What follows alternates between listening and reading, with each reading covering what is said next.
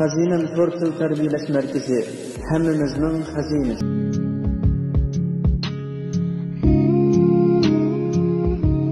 Bu hikoyani tushunalisangiz, turmushini tushunalaysiz. Bir yigit nihoyat kech bo'lganda aldirash bankiga pul olg'a beribdi. Lekin pul olish mashinasidan kashili chiqib 500 yuan pulni yutibdi. Yigit darhol bank xodimiga telefon qilib, o'zining 500 yuan pulini pul olish mashinasi yutib olganligini, ularning kelib bir taraf qilib berishini so'rabdi. Bank xodimi uningga hozir bek kech bo'lib ketdi, ati bir taraf qilib beraylik debdi. Lekin yigit hozir pulga nihoyat ehtiyojli ekan. Yigit joyda birdan o'tirgandan keyin kallasiga tuyuqsiz bir aql keldi. U yana bank xodimiga telefon qilib, men hozir pul olish mashinasidan pul olgan edim. Pul olish mashinasi kashil ko'rildimi qandoq? Menga 1000 yuan pulni ortiq chiqarib qo'ydi, debdi. Bank xodimi darhol uningga, "Kechiring efendim, sizni avara qildim.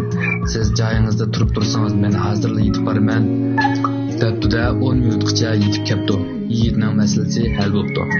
Bu hikoya bizga shuni aytib berdiki, siz biror masalaga yo'liqqan vaqtingizda faqatla o'zingizning manfaatini ko'zlabla boshqalardan yordam so'rasangiz, ular balkim sizga yordam bermasligi mumkin. Siz o'zingizning masalasini boshqalarning manfaati bilan qo'shib, ulardan yordam so'ragan vaqtingizda, ular hargiz sizga yoq demasligi mumkin.